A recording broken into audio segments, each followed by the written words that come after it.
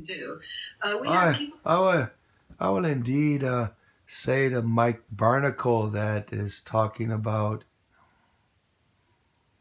Let me think about it real quick. I'm used to seeing a problem and trying to jump in a 24-hour, 7 days a week news cycle, whatever it is, the nonstop news cycle to try to. Well, I'll just say it all. My just thoughts, what I think about it. You know, some people do indeed think that if they only had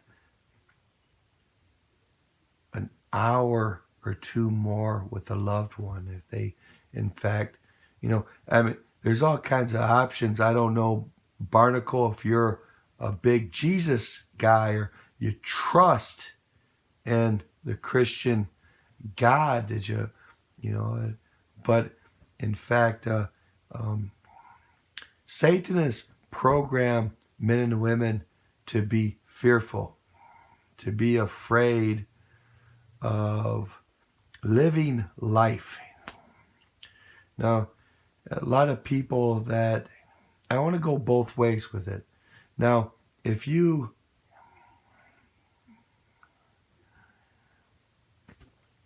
could live, for one, let me start the obvious. How long do pandemics last, right?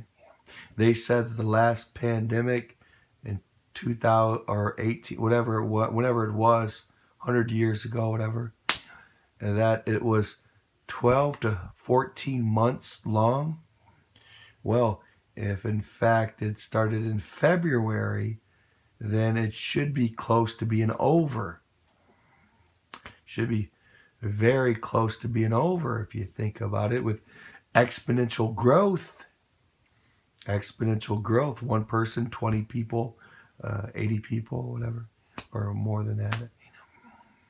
But then, in fact, with the vaccine out, and you get the number of people that are scientifically have been infected with the China virus. And then you think about all the asymptomatic people that were infected that were not reported or tested in the lab because they simply felt fine. I think there's a huge number in that.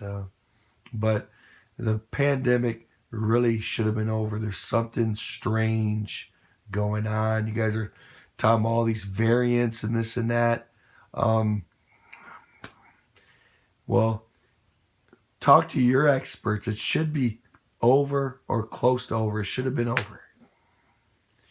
But if you talk to your experts and they're telling you that in fact, another year, and they're talking crazy like that, well, would you want another year of sitting alone in your bunker basement, or would you like to spend your year with friends and family and living life to the fullest?